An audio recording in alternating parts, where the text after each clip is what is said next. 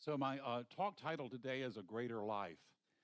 Joseph Campbell, who was a really eminent scholar, he studied spirituality in all religions. His main premise was that all religions are teaching the same thing. They're all saying the same thing. If you want to learn more about him, you can go on YouTube. He did this whole series of lectures with Bill Moyers, and they're really wonderful.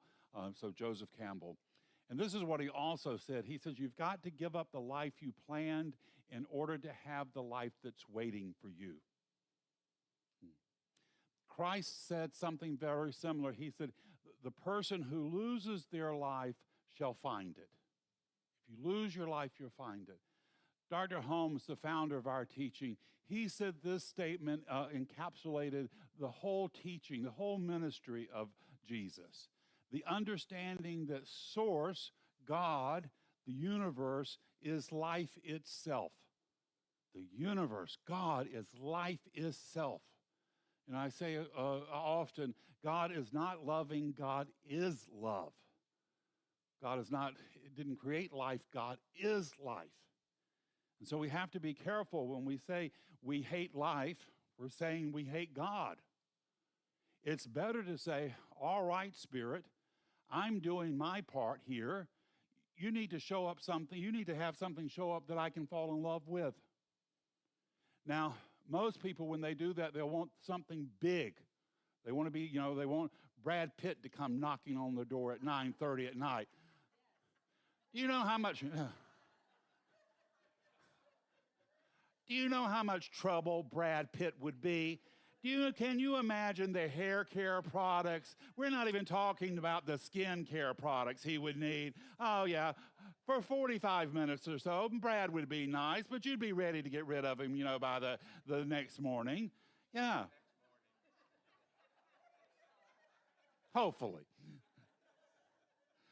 So we want to look for small things. If you acknowledge the small gifts, then you'll find the bigger things. Look for small things to be grateful for, because if you miss the small things, you'll miss the large ones too. So you want to just acknowledge the small little threads. Last week on my Apple Watch, I found that I could have a Mickey Mouse on my dial, and he pats his foot to the seconds. Yeah. A small something, but the more you recognize the small things and give gratitude for them, the more your eyes will open up to the large things. And I think it was Raymond Charles Barker, he said, you can get to a place where all of life is a miracle. All of life is a miracle. Holmes said, you got to let go of the lesser aspects so you can attract the greater ones. And Spirit has a big, huge idea for you. In fact, you were a big, huge idea in the mind of God when you were created.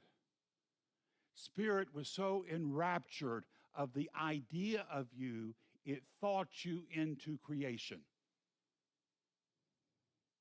And it has never been disappointed with you for a moment. Never. It's been always way more impressed about your possibilities than any mistake you've ever made. And it's still in awe of your potential.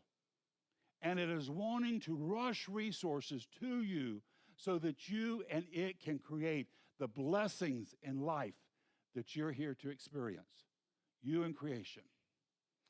And, of course, this means you have to remind yourself that you're not alone on this journey.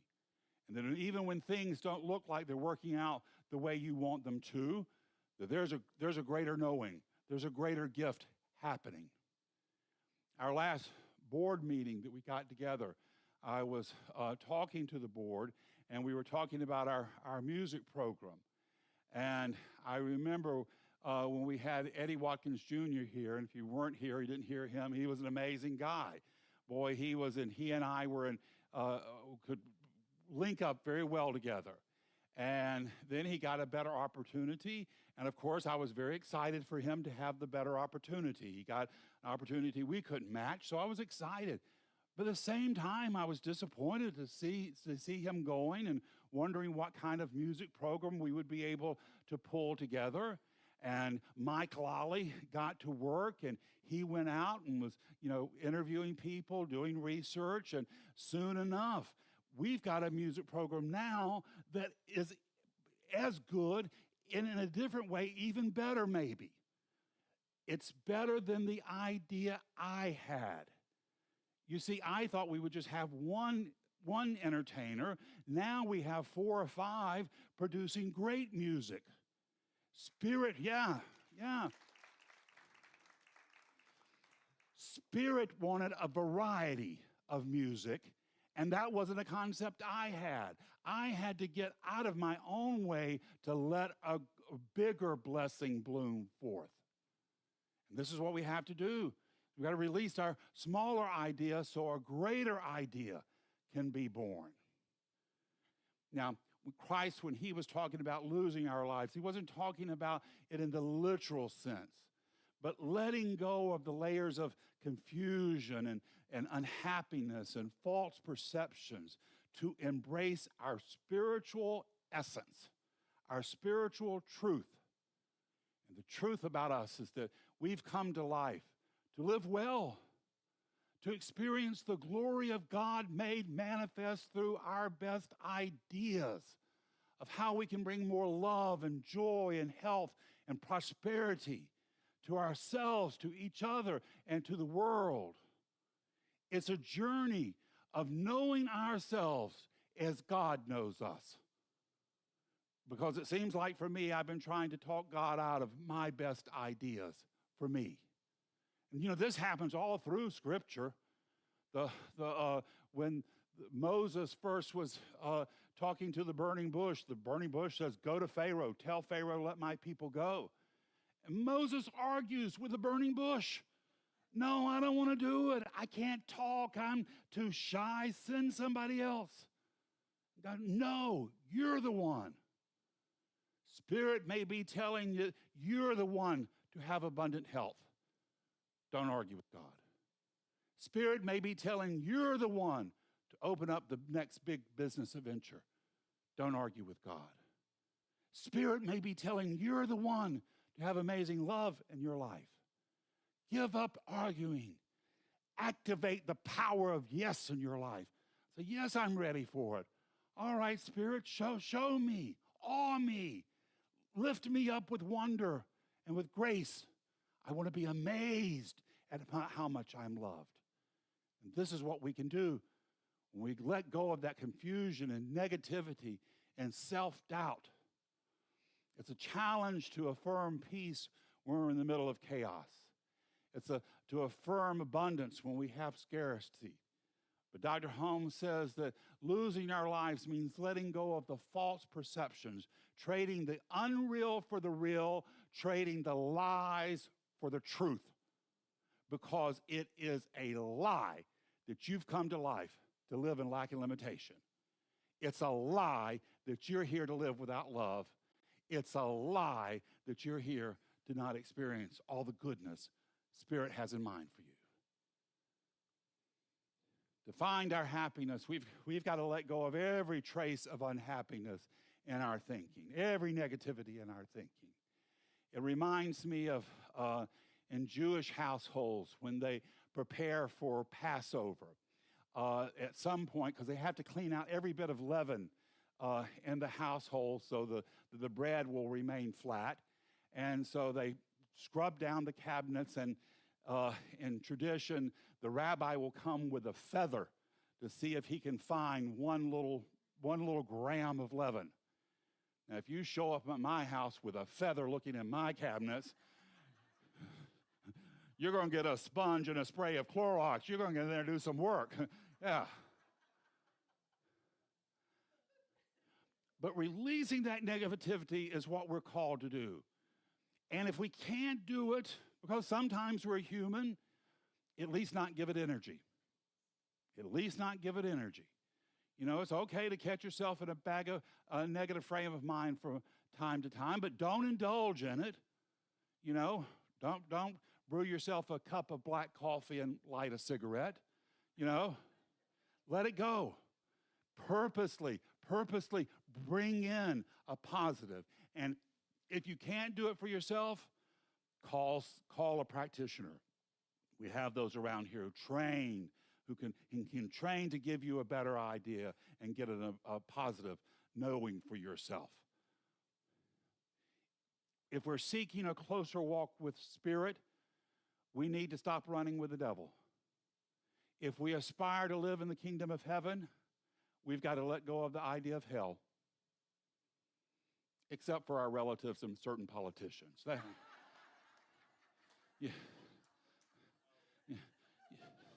You got to have some place to put them. You don't want them visiting you come summertime, yeah. It's about redirecting our focus from the negative, from despair to hope, from fear to love. From fear to love. And for me, it's just knowing in the long run, it's going to turn out all right. It's going to be okay. Because in the long run, it's going to be all about God.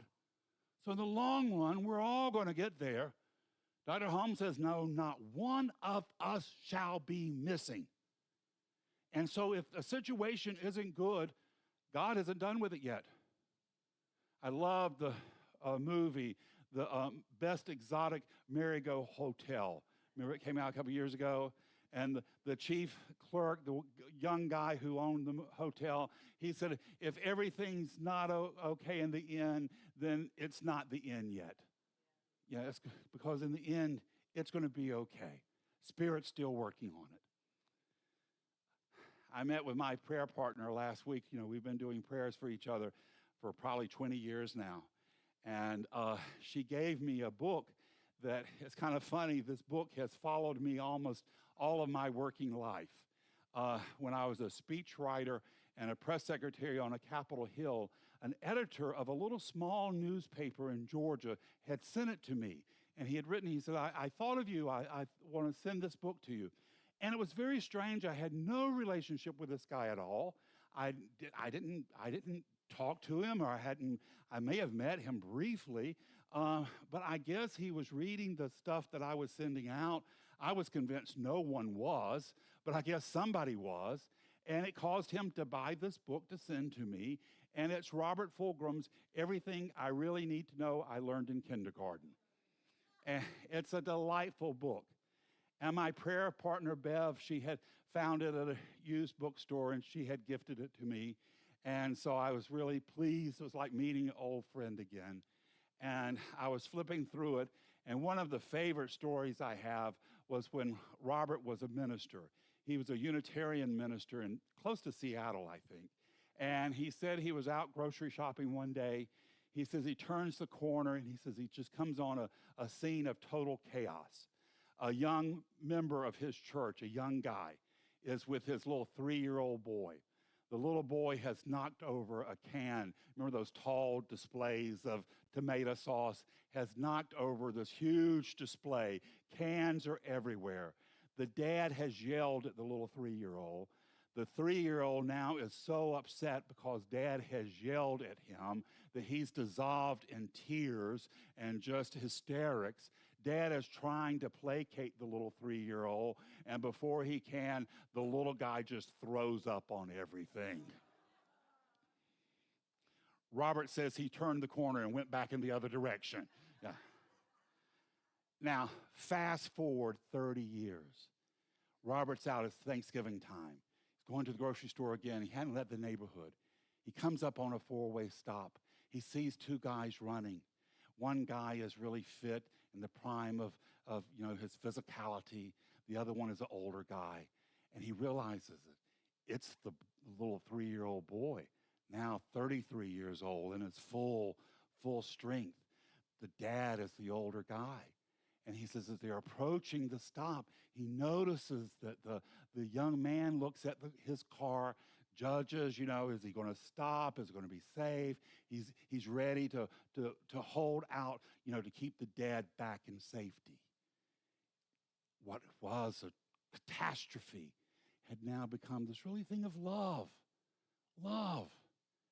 If we will stay focused on the Spirit's ability, on God's ability to bring love in our life, There is nothing in the world that can hold it back. The love of God will not be held back by none of the chaos, none of the confusion, none of the turmoil that's going on in our world. Spirit weaves for us threads of love and compassion into the fabric of our lives.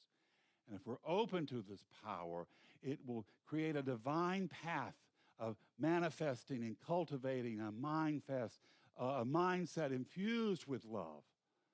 Mahatma Gandhi once said, "We must be the change we want to see in the world." We have to step up and be the change. We can't wait on anyone else.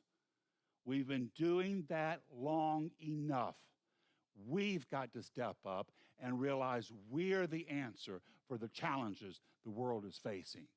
That we, together in partnership with Spirit, have the power to create the heaven on earth that we've been called to do.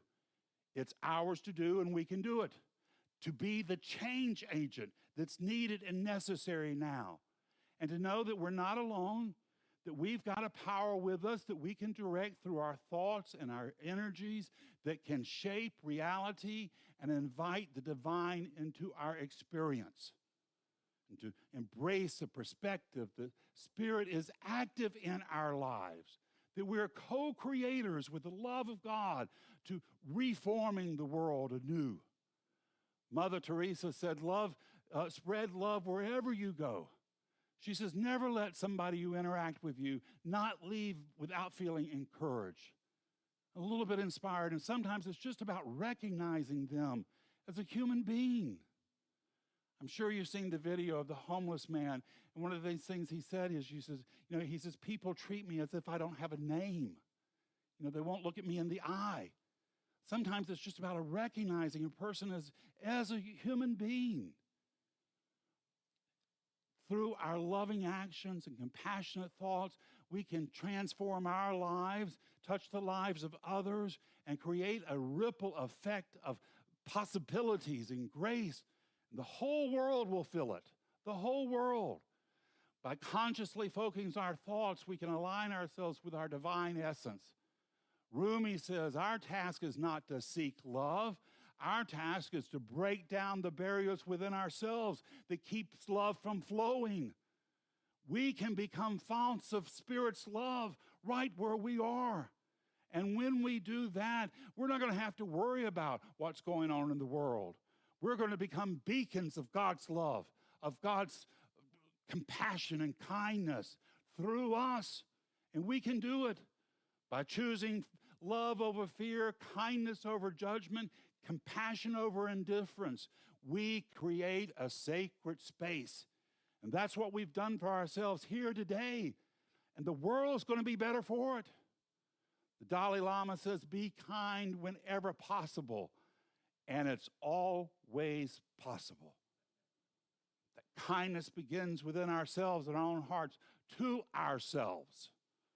And then joy becomes the lifting up the vibration of humanity, to see that love is possible, that peace is inevitable, that the goodness and glory of God will not be held back by our foolishness, that there's a coming day, and our kindness will pave the way for God's love to manifest, transforming not only our lives, but the world around us. A better day is coming. It's coming through us, for us, and with us. So we've got to turn loose of this negativity.